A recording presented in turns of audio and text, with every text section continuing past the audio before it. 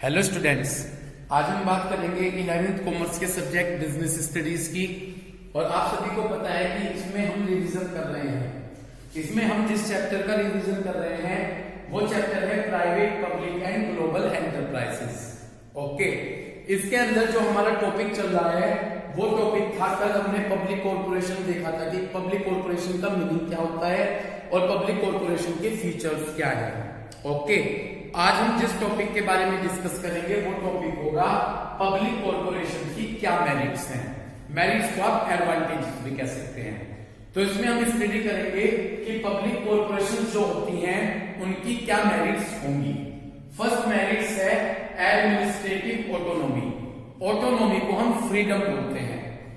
Public corporation जो companies होंगी उन्हें एडमिनिस्ट्रेटिव फ्रीडम होती है, ठीक है ना। देखिए, इसमें बताया गया है कि a public corporation is able to manage its affair with independence and flexibility. जो एक पब्लिक कॉर्पोरेशन कंपनी होती है वो अपना बिजनेस इंडिपेंडेंटली, ठीक है ना, इंडिपेंडेंटली करते हैं। तो इन कंपनीज में एडमिनिस्ट्रेटिव ऑटोनॉमी होती है। यानी यहां पर मैं सिंपल सी बात कहूंगा, जो भी पॉलिटिकल पार्टीज हैं उनका इन कंपनी में कोई इंटरफेयर नहीं होता। जब पॉलिटिकल पार्टीज का इन कंपनी में कोई इंटरफेयर नहीं होगा तो इन्हें इन पब्लिक कॉर्पोरेशन कंपनीज को एडमिनिस्ट्रेटिव फ्रीडम रहती है, यानी ये कंपनीज को अपने हिसाब से मैनेज करती हैं। इतनी बात क्लियर हुई। तो यदि मैं बात करूं पब्लिक कॉर्पोरेशन की मेरिट्स की और एडमिनिस्ट्रेटिव ऑटोनॉमी है, तो ये पब्लिक कॉर्पोरेशन कंपनी होती हैं, इनमें जो पॉलिटिकल पार्टीज हैं इनका कोई भी इंटरफेयर नहीं होता। तो जब पॉलिटिकल पार्टीज का इंटरफेयर नहीं होगा तो ये कंपनीज क्या करेंगी, ये कंपनीज पूरी फ्रीडम के साथ अपना वर्क कर लेती हैं। क्लियर हो गई बात। तो इन कंपनीज को एडमिनिस्ट्रेटिव ऑटोनॉमी मिली होगी। क्यों मिली होगी? क्योंकि कोई पॉलिटिकल पार्टीज इंटरफेयर नहीं करती। Okay, second, quick decision. तो पब्लिक कॉर्पोरेशन कंपनीज की सेकंड मेरिट्स है कि यहां पर डिसीजन बहुत तेजी के साथ, बहुत फास्ट डिसीजन लिया जाता है। ए public corporation is relatively free from red tapism. पहले रेड टेपिज्म का मीन समझिए। रेड टेपिज्म का मतलब है डिसीजन लेने में देरी होना। तो जो ये पब्लिक कॉर्पोरेशंस हैं ये रेड टेपिज्म से फ्री रहती हैं, यानी इन कंपनीज के अंदर डिसीजन बहुत तेजी के साथ लिया जाएगा, क्विक डिसीजन लिया जाएगा।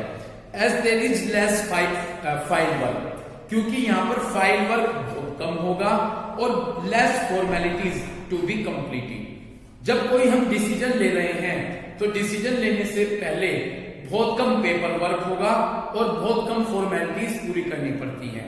तो इस कारण से पब्लिक कॉर्पोरेशन कंपनीज के अंदर डिसीजन बहुत फास्ट लिया जा सकता है।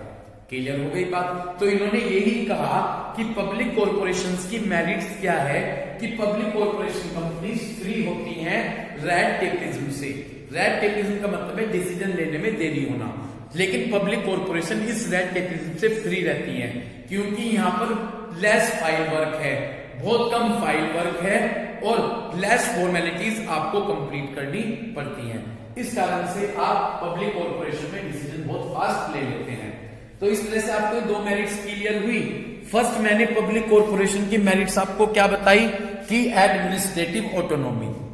इसमें मैंने बताया कि जो ये पब्लिक कॉर्पोरेशन होती हैं ये पॉलिटिकल पार्टीज, इन कंपनीज के अंदर पॉलिटिकल पार्टीज का इंटरफेयर नहीं होता।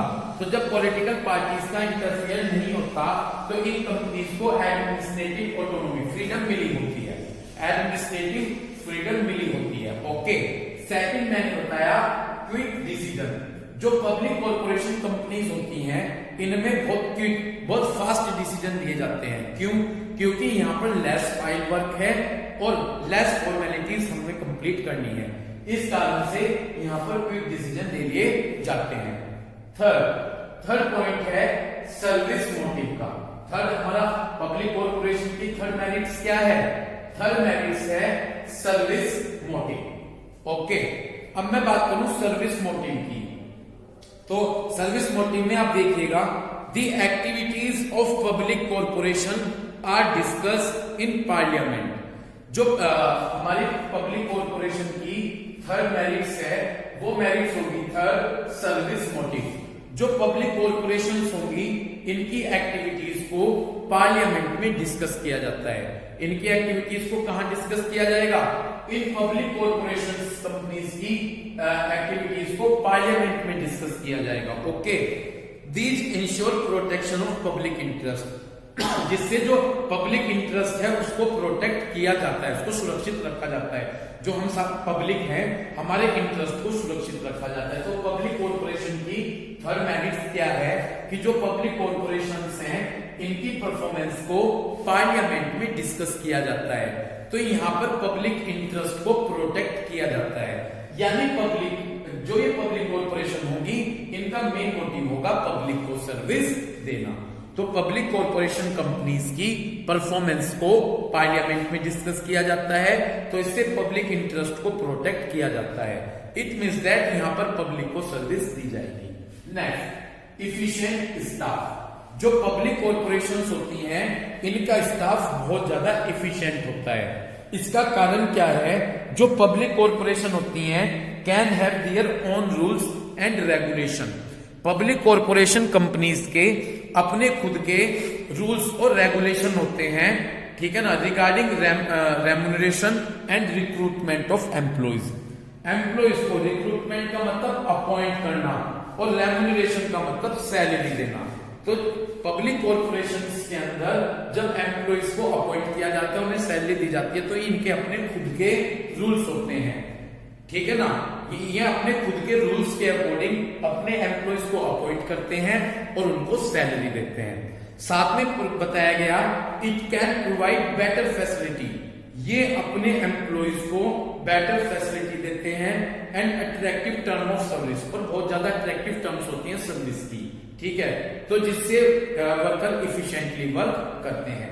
तो ये अपने वर्कर को बेटर फैसिलिटी प्रोवाइड करते हैं, इस कारण से जो इनका स्टाफ होता है वो इफिशिएंटली वर्क करता है।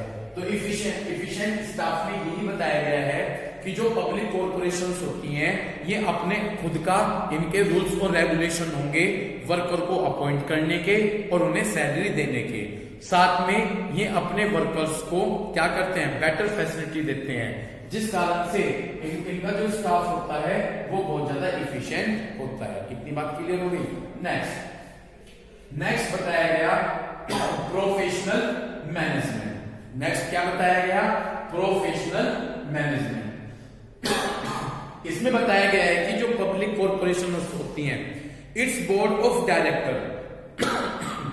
जो पब्लिक कॉर्पोरेशंस होंगी, इन पब्लिक कॉर्पोरेशंस के अंदर जो बोर्ड्स ऑफ डायरेक्टर्स होते हैं, जो ये पब्लिक कॉर्पोरेशन होती है बेसिकली बोर्ड ऑफ डायरेक्टर्स के द्वारा मैनेज की जाती हैं। जो ये पब्लिक कॉर्पोरेशंस होती हैं ये बोर्ड ऑफ डायरेक्टर्स के द्वारा मैनेज की जाती हैं, ओके।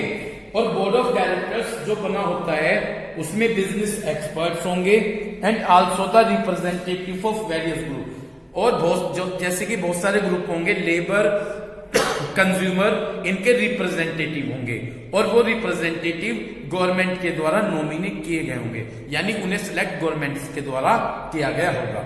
अब आप इस कंसेप्ट को दोबारा से सुनिएगा प्रोफेशनल मैनेजमेंट के।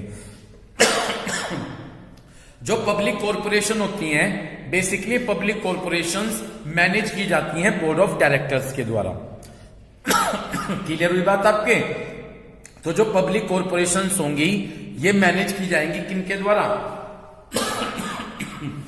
पब्लिक कॉर्पोरेशन, सॉरी दोबारा से मैं स्टार्ट करता हूं।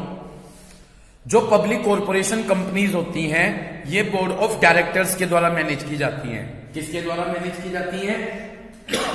बोर्ड ऑफ डायरेक्टर्स के द्वारा। इतनी बात क्लियर हो गई? तो हमारी public corporation company board of directors के द्वारा मैनेज होती हैं और बोर्ड ऑफ डायरेक्टर्स में बिजनेस एक्सपर्ट्स आ जाते हैं। कौन आ जाते हैं? बिजनेस एक्सपर्ट्स आ जाते हैं और डिफरेंट ग्रुप्स के रिप्रेजेंटेटिव आते हैं। वो डिफरेंट ग्रुप्स कौन से हैं? लेबर और कंज्यूमर ग्रुप, इनके रिप्रेजेंटेटिव आ जाते हैं और वो रिप्रेजेंटेटिव गवर्नमेंट के द्वारा सिलेक्ट किए जाएंगे। तो इनकी जो मैनेजमेंट होती है वो प्रोफेशनल्स होगी, अच्छी मैनेजमेंट होती है। आपके क्लियर हुआ इस तरह से लास्ट पॉइंट? तो जो हमारी पब्लिक कॉर्पोरेशंस होती हैं वो बोर्ड ऑफ डायरेक्टर्स के द्वारा मैनेज की जाती हैं। उन बोर्ड ऑफ डायरेक्टर्स में एक्सपर्ट होंगे और डिफरेंट ग्रुप्स के रिप्रेजेंटेटिव होंगे जैसे कि लेबर ग्रुप हो गया और कंज्यूमर ग्रुप हो गया, और इनके रिप्रेजेंटेटिव भी गवर्नमेंट्स के द्वारा सिलेक्ट किए जाते हैं। तो पब्लिक कॉरपोरेशन की मैनेजमेंट प्रोफेशनल मैनेजमेंट होती है। क्लियर हो गया यहां तक आपके? तो इस तरह से हमारे पब्लिक कॉरपोरेशन की मेरिट्स कंप्लीट हुई। अब मैं बात करूंगा डीमेरिट्स ऑफ पब्लिक कॉरपोरेशन। तो अब मेरा नेक्स्ट टॉपिक जो होगा वो नेक्स्ट टॉपिक क्या होगा कि जो हमारी पब्लिक कॉरपोरेशन हैं उनकी क्या डीमेरिट्स हैं। यदि मैं बात करूं पब्लिक कॉरपोरेशन की डीमेरिट्स की, तो फर्स्ट डीमेरिट्स है ऑटोनोमी ऑन पेपर ओनली। अब मेरा पब्लिक कॉरपोरेशन की मेरिट्स तो कंप्लीट हुई। अब मैं जो अपना नेक्स्ट टॉपिक डिस्कस कर रहा हूं वो टॉपिक है demerits of public corporation.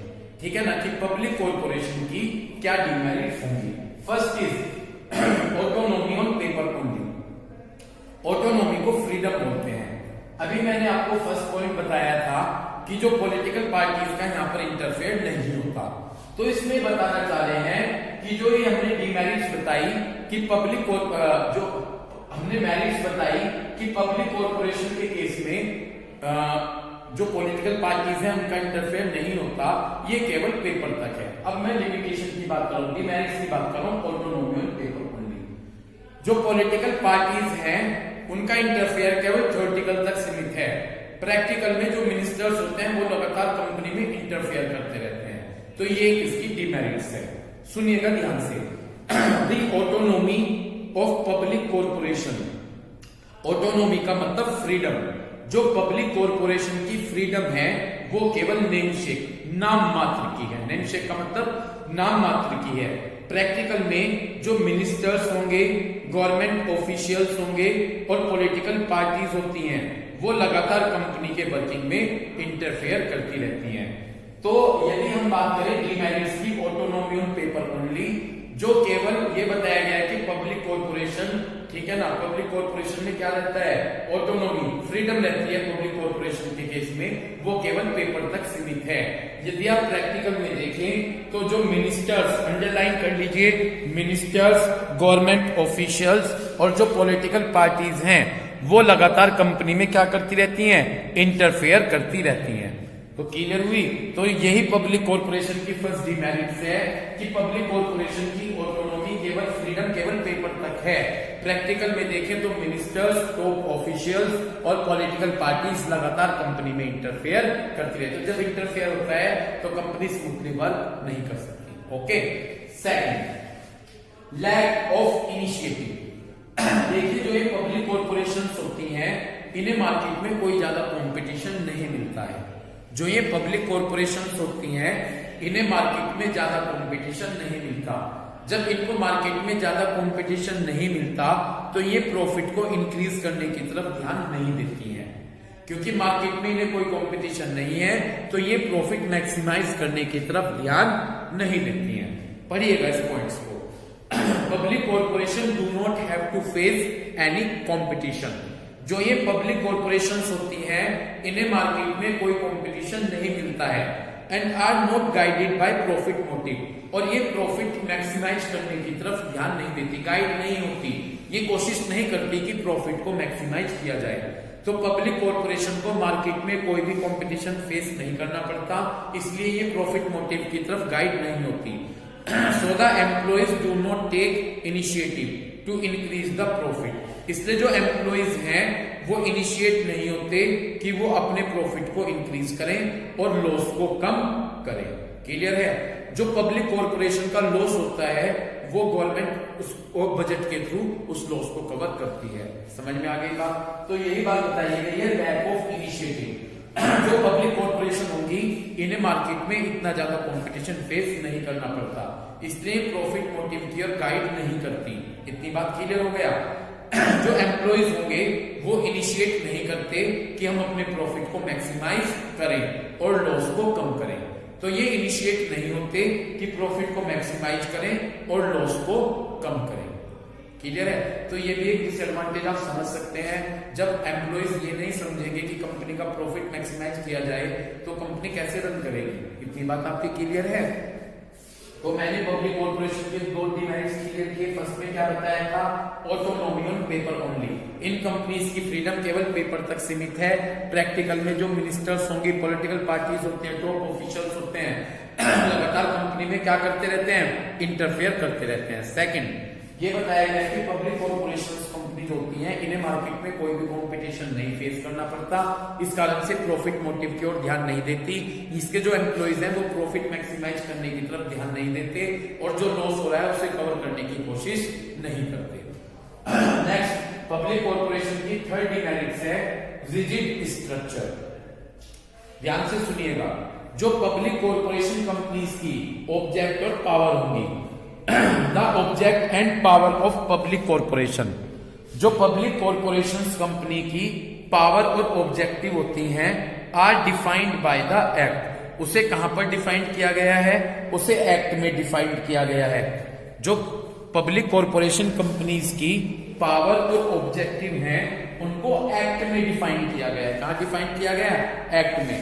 And these can be amended, amendment का मतलब चेंज करना, और इनमें तभी चेंज होगा, पहले हमें एक्ट में चेंज लाना होगा। किसमें चेंज लाना होगा, एक्ट में। और एक्ट में चेंज लाना टाइम कंज्यूमिंग और डिफिकल्ट टास्क है। तो ध्यान से सुनिएगा, जो पब्लिक कॉर्पोरेशन कंपनीज होती हैं, जो पब्लिक कॉर्पोरेशन कंपनीज होती हैं, इनकी जो पावर और ऑब्जेक्टिव होंगे वो एक्ट में डिफाइन होते हैं। किसमें डिफाइन होते हैं, उसे एक्ट में डिफाइन किया गया है। ओके, और यदि हमें इन पावर और ऑब्जेक्टिव में कोई चेंज लाना है तो पहले हमें किसमें चेंज लाना होगा, पहले हमें एक्ट में चेंज लाना होगा। और यदि हमें एक्ट में चेंज लाना है तो ये बहुत टाइम कंज्यूमिंग और डिफिकल्ट टास्क है। यदि हमें एक्ट में चेंज लाना होगा तो ये एक बड़ा डिफिकल्ट टास्क है। ओके, और लास्ट डिमेरिट्स है पब्लिक कॉर्पोरेशन की अनफेयर प्रैक्टिस। लास्ट पॉइंट्स है डिमेरिट्स का पब्लिक कॉर्पोरेशन का unfair practice. The government board of public incorporation में इंड्यूस इन अनफेयर प्रैक्टिस। जो इनकी बोर्ड ऑफ डायरेक्टर्स होंगे वो अनफेयर ट्रेड प्रैक्टिस फॉलो करते हैं। जो पब्लिक कॉर्पोरेशन कंपनीज के बोर्ड ऑफ डायरेक्टर्स होते हैं वो अनफेयर ट्रेड प्रैक्टिस फॉलो करते हैं, और वो अपनी कमी छिपाने को प्रोडक्ट का हाई प्राइस चार्ज करते हैं। वो अपनी कमी छिपाने के लिए अपने प्रोडक्ट और सर्विस का हाई प्राइस चार्ज करते हैं।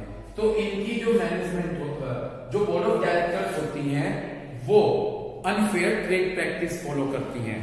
वो अपनी कमी छिपाने को प्रोडक्ट और सर्विस का हाई प्राइस चार्ज करते हैं। तो ये अनफेयर प्रैक्टिस में फॉलो करते हैं। जो पब्लिक कॉर्पोरेशन के बोर्ड ऑफ डायरेक्टर्स हैं वो अनफेयर प्रैक्टिस को क्या करते हैं, फॉलो करते हैं। तो ये डिसएडवांटेज बताई गई है। ओके, तो इस तरह से हमारा पब्लिक कॉर्पोरेशन का टॉपिक कंप्लीट हुआ। अब जो हम नेक्स्ट टॉपिक लेंगे वो होगा हमारा गवर्नमेंट कंपनी। अब हम थर्ड टाइप पर आ गए, टाइप ऑफ पब्लिक एंटरप्राइजेस को डिस्कस कर रहे हैं।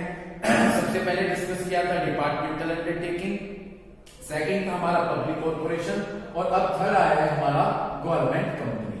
तो अब हम किसको डिस्कस करेंगे, अब हम गवर्नमेंट कंपनी को डिस्कस करेंगे, गवर्नमेंट कंपनी। तो हमारा नेक्स्ट टॉपिक है गवर्नमेंट कंपनी। इतनी बात आपकी क्लियर हो गई। तो चलिए सबसे पहले हम ये समझेंगे कि गवर्नमेंट कंपनीज होती क्या है। ओके, स्टार्ट करते हैं। Government company means any company. Government company वो ऐसी कंपनी होगी जिसमें एट लिस्ट, ध्यान से सुनिएगा, जिसमें at least 51% of the paid share capital is held by the central और स्टेट गवर्नमेंट। तो गवर्नमेंट कंपनी वो कंपनी होगी जिसमें जो पेड अप शेयर कैपिटल होगी, क्या होगी, जो कि पेड अप शेयर कैपिटल होगी, उसका कम से कम 51% शेयर्स या तो सेंट्रल गवर्नमेंट के पास होगा या स्टेट गवर्नमेंट के पास होगा, या उसका एक पार्ट सेंट्रल गवर्नमेंट के पास होगा या स्टेट गवर्नमेंट के पास होगा। तो उसे हम गवर्नमेंट कंपनी कहते हैं। तो मैं स्टार्ट करता हूं गवर्नमेंट कंपनी का मीनिंग।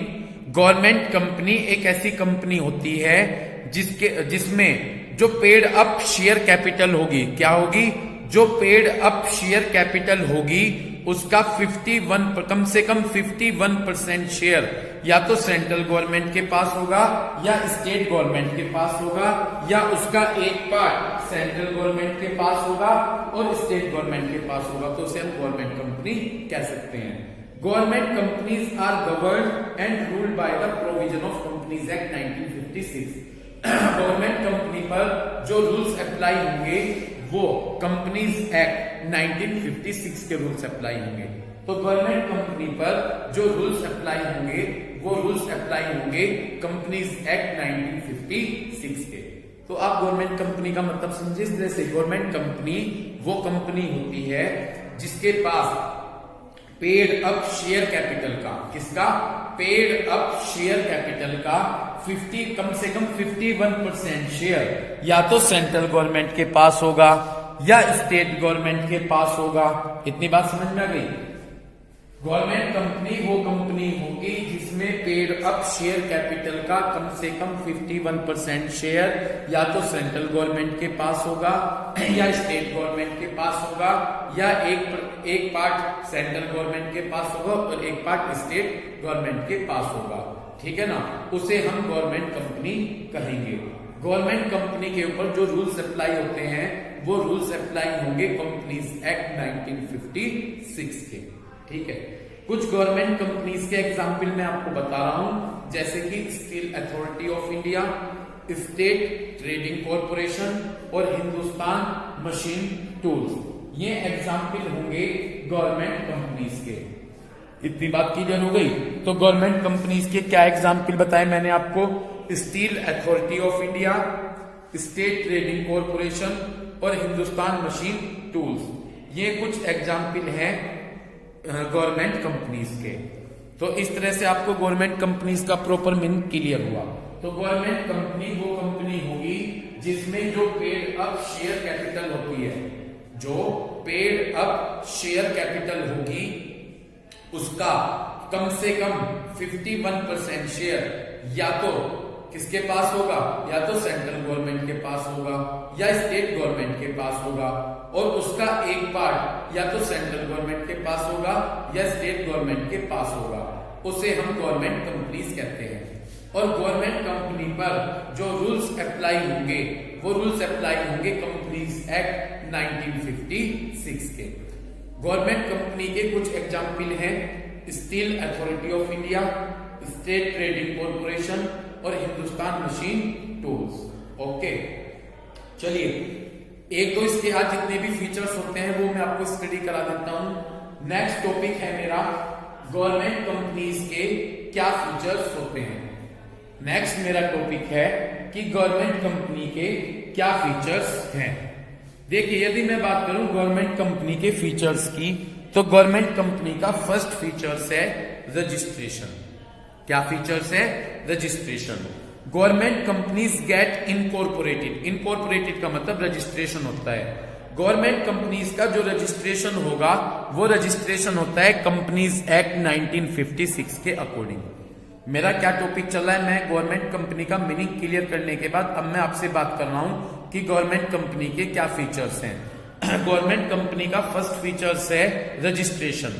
जो गवर्नमेंट कंपनीज होंगी इनका रजिस्ट्रेशन कंपनीज एक्ट 1956 के अकॉर्डिंग होता है और कंपनीज एक्ट में जितने भी प्रोविजंस होंगे वो सभी एप्लीकेबल होंगे गवर्नमेंट कंपनी पर। क्लियर है? तो गवर्नमेंट कंपनी पर मैं एक बात बता रहा हूं, गवर्नमेंट कंपनी का रजिस्ट्रेशन किसके अकॉर्डिंग होगा? गवर्नमेंट कंपनीज का रजिस्ट्रेशन कंपनीज एक्ट 1956 के अकॉर्डिंग होता है और कंपनीज एक्ट में जितने भी प्रोविजंस हैं वो सभी प्रोविजंस अप्लाई होंगे गवर्नमेंट कंपनी पर। तो ये था हमारा गवर्नमेंट कंपनी का फर्स्ट फीचर्स। हम डिस्कस कर रहे हैं कि गवर्नमेंट कंपनी का क्या फीचर है। फर्स्ट था रजिस्ट्रेशन, जिसमें मैंने आपको बताया कि जो गवर्नमेंट कंपनी है, गवर्नमेंट कंपनी का रजिस्ट्रेशन कंपनीज एक्ट 1956 के अकॉर्डिंग होता है और कंपनीज एक्ट में जितने भी प्रोविजंस हैं वो सभी प्रोविजंस गवर्नमेंट कंपनी के ऊपर अप्लाई होंगे। इतनी बात आपकी क्लियर हो गई। तो बस आज हम यहीं तक डिस्कस करेंगे। तो आज हमने डिस्कस किया कि पब्लिक कॉरपोरेशंस जो कंपनी होती हैं उनकी क्या मेरिट्स होती हैं, उनकी क्या डिमेरिट्स हैं पब्लिक कॉरपोरेशंस कंपनी की, और यदि मैं बात करूं गवर्नमेंट कंपनी की तो गवर्नमेंट कंपनी का क्या मीनिंग होता है। हमने देखा ये समझा कि गवर्नमेंट कंपनीज का क्या मीनिंग होता है। तो उम्मीद करता हूं कि इस वीडियो को देखकर आप सब इन कंसेप्ट को अच्छे से क्लियर करेंगे। Thank you.